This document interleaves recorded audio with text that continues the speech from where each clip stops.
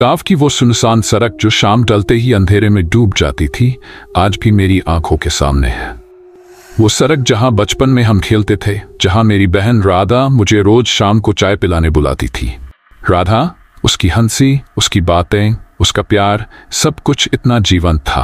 पर आज वो सड़क सिर्फ एक डरावनी याद बनकर रह गई है, क्योंकि उसी सड़क पर एक रात राधा गायब हो गई और उसके बाद से हर रात उस सड़क पर एक चुड़ैल का साया मंडराने लगा। वो रात बारिश की ठंडी बूंदों से भरी हुई थी।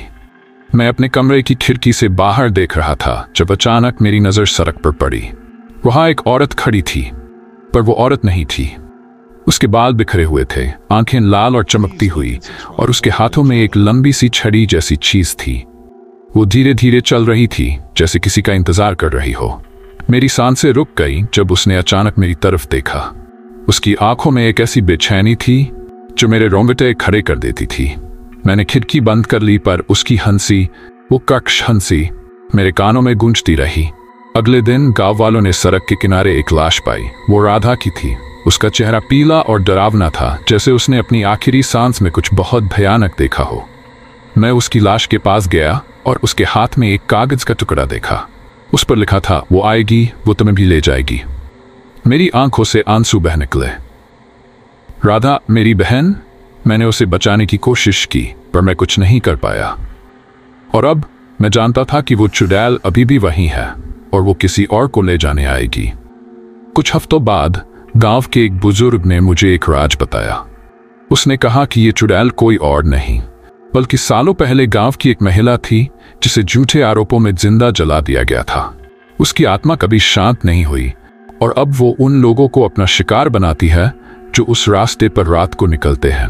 पर सबसे चौंकाने वाली बात यह थी कि उस चुड़ैल का शिकार बनने वाला हर व्यक्ति गायब होने से पहले राधा की तरह एक ही संदेश छोड़ जाता है, वो आएगी, वो तुम्हें भी ले जाएगी।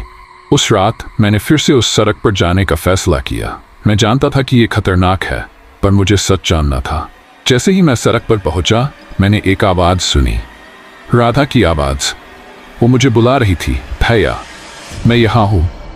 मैं उसकी आवाज की तरफ भागा, पर जब मैं वहां पहुंचा तो मैंने देखा कि वो चुड़ैल मेरे सामने खड़ी थी। उसने मुझे देखा और मुस्कुराई। फिर उसने कहा, तुम्हारी बारी है। और अचानक मैंने अपने हाथ में वही कागज का टुकड़ा पाया जिस पर लिखा था, वो आएगी, वो तुम्हें भी ले जाएगी। क्या हुआ आगे? क्या मैं बच पाऊंगा या मैं भी उस चुड़ैल का शिकार बन जाऊंगा? उस रात के बाद मेरी जिंदगी पूरी तरह बदल गई। मैं अब वो इंसान नहीं रहा जो बेफिक्र होकर सो सकता था। हर रात मैं उस चुड़ैल की आवाज सुनता, उसकी कर्कश हंसी और राधा की आवाज जो मुझे बुलाती रहती। मैं जानता था कि मेरी बारी आने वाली है, पर मैं हार मानने वाला नहीं था। मैंने गांव के बुजुर्गों से बात की, पुराने कागजात खंगाले और उस चुड़ैल के बारे में जानने की कोशिश की, पर हर जवाब मुझे और गहरे रहस्य में धकेल देता। एक रात मैंने फैसला किया कि मैं उस सड़क पर जाऊंगा और उस चुड़ैल का सामना करूंगा। मैंने अपने साथ एक पुराना ताबीज लिया जो गांव के एक साधु ने मुझे दिया था। जैसे ही मैं सड़क पर पहुंचा, हवा में एक अजीब सी गंध फैल गई। अचानक मैंने देखा कि सड़क के किनारे एक औरत खड़ी है। वो चुड़ैल थी। उसकी आंखें मुझे घूर रही थीं और उसके हाथ में वही लंबी छड़ी थी। मैंने ताबीज उठाया और उसकी तरफ पड़ा, पर वो गायब हो गई। फिर मैंने पीछे मुड़कर देखा, वो मेरे पीछे खड़ी थी। उसने मुझे छूने की कोशिश की, पर ताबीज की वजह से वो पीछे हट गई। उसकी आंखों में गुस्सा था और वो चिल्लाई, तुम मुझे नहीं रोक सकते।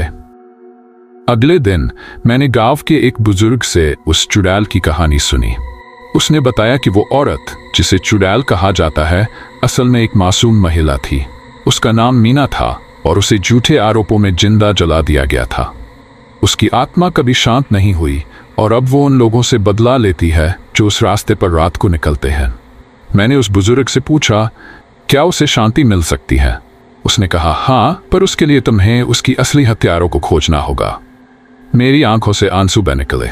मीना, वो भी किसी की बहन थी, किसी की बेटी। मैंने मीना की कहानी को जानने की कोशिश की। गांव के पुराने रिकॉर्ड्स में मुझे एक नाम मिला, रामलाल।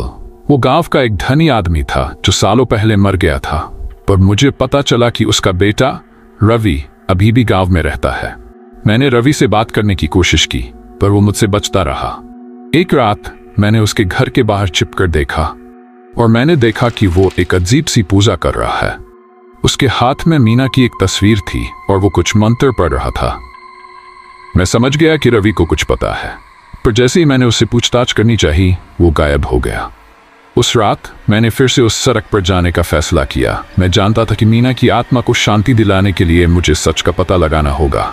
जैसे ही मैं सड़क पर पहुंचा, मैंने एक आवाज सुनी, तुम सही रास्ते पर हो। मैंने पीछे मुड़कर देखा तो मीना वहां खड़ी थी। उसकी आंखों में अब गुस्सा नहीं बल्कि दर्द था। उसने कहा, मेरे हथियारों को खोजो, नहीं तो और लोग मरेंगे। और फिर वो गायब हो गई। मैंने देखा कि मेरे हाथ में एक नया संदेश था। रवि का रहस्य तुम्हें चौंकाएगा। क्या रवि के पास मीना की मौत का राज छुपा है? क्या मैं उसका रहस्य उजागर कर पाऊंगा? और क्या मीना की आत्मा को शांति मिल पाएगी? रवि का नाम सुनते ही मेरे दिल की धड़कनें तेज हो गई। वो आदमी जो मीना की मौत का राज जानता था, अब मेरे सामने एक पहेली बन चुका था। मैंने उसके बारे में और जानने की कोशिश की। गांव वालों ने बताया कि रवि का परिवार हमेशा से रहस्यमय रहा है। उसके पिता रामलाल गांव के सबसे धनी व्यक्ति थे, पर उनकी मौत के बाद रवि ने खुद को सबसे दूर कर लिया। मैंने सोचा, क्या रवि के पास वो जवाब है जो मीना की आत्मा को शांति दे सकता है? मैंने उससे मिलने का फैसला किया, चाहे वो कितना भी डरावना क्यों न हो। रवि का घर गांव के बाहर एक सुनसान जगह पर था। जैसे ही मैं उसके दरवाजे पर पहुंचा, मैंने एक अजीब सी आवाज सुनी, जैसे कोई रो रहा हो। मैंने दरवाजा खटखाया पर कोई जवाब नहीं आया। अचानक दरवाजा खुद ब खुल गया। अंदर अंधेरा था और हवा में एक गंदी सी गंध फैली हुई थी। मैंने अंदर कदम रखा तो मैंने देखा कि दीवारों पर अजीब सी आकृतियां बनी हुई है, जैसे किसी ने खून से चित्र बनाए हों।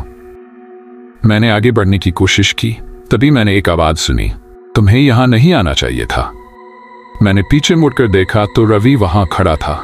उसकी आंखों में एक अजीब सी चमक थी और उसके हाथ में एक चाकू था। रवि ने मुझे बताया कि उसके पिता रामलाल ने मीना की हत्या की थी। मीना उसकी प्रेमिका थी, पर रामलाल को यह मंजूर नहीं था। उसने मीना को झूठे आरोप लगाकर जिंदा जला दिया। रवि ने कहा, मैं उस रात वहां था, मैंने सब कुछ देखा, पर मैं कुछ नहीं कर सका। उसकी आंखों से आंसू बहने लगे। मैंने महसूस किया कि रवि भी उस घटना से टूट चुका है। उसने कहा, मीना की आत्मा को शांति दिलाने के लिए तुम्हें उसके असली हथियारों को खोजना होगा, पर सावधान रहना, वो तुम्हें भी नहीं छोड़ेंगे। रवि ने मुझे एक पुराना डायरी दिया जो उसके पिता की थी। उस डायरी में मीना की हत्या का पूरा किस्सा लिखा हुआ था, पर सबसे चौंकाने वाली बात यह थी कि रामलाल अकेले नहीं थे। गांव के कुछ और लोग भी उस हत्या में शामिल थे। उन्होंने मीना को इसलिए मारा क्योंकि वो उनके गंदे राज जानती थी। मैंने डायरी पढ़ते हुए देखा कि उन लोगों के नाम अभी भी गांव में मौजूद हैं। मैं समझ गया कि मीना की आत्मा को शांति दिलाने के लिए मुझे उन लोगों का सच सामने लाना होगा। उस रात मैंने फिर से उस सड़क पर जाने का फैसला किया। मैं जानता था कि मीना की आत्मा मुझे कुछ बताना चाहती है। जैसे ही मैं सड़क पर पहुंचा, मैंने एक आवाज सुनी, तुम सच के करीब हो। मैंने पीछे मुड़कर देखा तो मीना वहां खड़ी थी। उसकी आंखों में एक नई चमक थी। उसने कहा, उन्हें खोजो, उन्हें सजा दो, और फिर वो गायब हो गई। मैंने देखा कि मेरे हाथ में एक नया संदेश था। गांव का सबसे बड़ा राज अभी बाकी है। क्या गांव के लोगों ने मीना की हत्या की थी? क्या मैं उन्हें न्याय दिला पाऊंगा? और क्या मीना की आत्मा को शांति मिल पाएगी? गांव की वो सड़क जो अब तक डर और रहस्य से भरी हुई थी, आज मेरे लिए एक नई उम्मीद लेकर आई थी। मैंने रवि की डायरी को पढ़कर उन लोगों के नाम जान लिए थे जिन्होंने मीना की हत्या की थी। उनमें से कुछ अब भी गांव में रहते थे और कुछ की मौत हो चुकी थी। मैं जानता था कि मीना की आत्मा को शांति दिलाने के लिए मुझे उन लोगों को उनके किए की सजा दिलानी होगी। पर सबसे बड़ा सवाल यह था कि क्या मैं इतना साहस जुटा पाऊंगा। मैंने गांव के उन लोगों से बात करने की कोशिश की जो मीना की हत्या में शामिल थे। पहले तो वो मुझसे बचते रहे, पर जब मैंने उन्हें डायरी दिखाई तो उनके चेहरे का रंग उड़ गया। एक आदमी जिसका नाम भोला था ने मुझे धमकी दी, अगर तुमने ये बात किसी को बताई तो तुम्हारी हालत मीना जैसी हो जाएगी। पर मैं डरा नहीं। मैं जानता था कि मीना की आत्मा मेरे साथ है। उस रात जब मैं घर लौट रहा था तो मैंने देखा कि सड़क पर एक अजीब सी रोशनी फैली हुई है। वो रोशनी धीरे धीरे बढ़ती गई और फिर मैंने देखा कि मीना वहां खड़ी है। उसकी आंखों में एक अजीब सी शांति थी। उसने कहा, तुमने बहुत साहस दिखाया है, अब मेरी बारी है। और फिर वो गायब हो गई। अगले दिन गांव में एक चमत्कार हुआ। भोला और उसके साथी जो मीना की हत्या में शामिल थे, अचानक बीमार पड़ गए। उन्होंने सबके सामने अपने गुनाह कबूल किए और माफी मांगी। गांव वालों ने उन्हें सजा सुनाई और मीना की आत्मा को शांति देने के लिए एक बड़ा यज्ञ किया गया। उस रात मैंने फिर से उस सड़क पर जाने का फैसला किया। जैसे ही मैं वहां पहुंचा, मैंने देखा कि सड़क पर एक शांतिपूर्ण रोशनी फैली हुई है। मीना वहां खड़ी थी और उसकी आंखों में अब गुस्सा नहीं बल्कि शांति थी। उसने मुस्कुराते हुए कहा, धन्यवाद, अब मैं शांत हो सकती हूँ। और फिर वो हमेशा के लिए गायब हो गई। उस दिन के बाद गांव की वो सड़क फिर से सुरक्षित हो गई। लोगों ने मीना की कहानी को एक सबक के रूप में लिया। उन्होंने सीखा कि अगर हम गलतियों को छुपाते हैं तो वो हमें अंदर से खोखला कर देती है। सच्चाई चाहे कितनी भी डरावनी क्यों न हो, हमेशा सामने आनी चाहिए। मीना की आत्मा को शांति तभी मिली जब उसके हत्यारों ने अपने गुनाह कबूल किए। आज जब मैं उस सड़क से गुजरता हूं तो मुझे मीना की याद आती है। वो सड़क अब डरावनी नहीं बल्कि एक सबक बन चुकी है। मैं जानता हूं कि मीना की आत्मा अब शांत है और उसकी कहानी हमें यह सिखाती है कि सच्चाई और न्याय ही हमें अंधेरे से बाहर निकाल सकते हैं।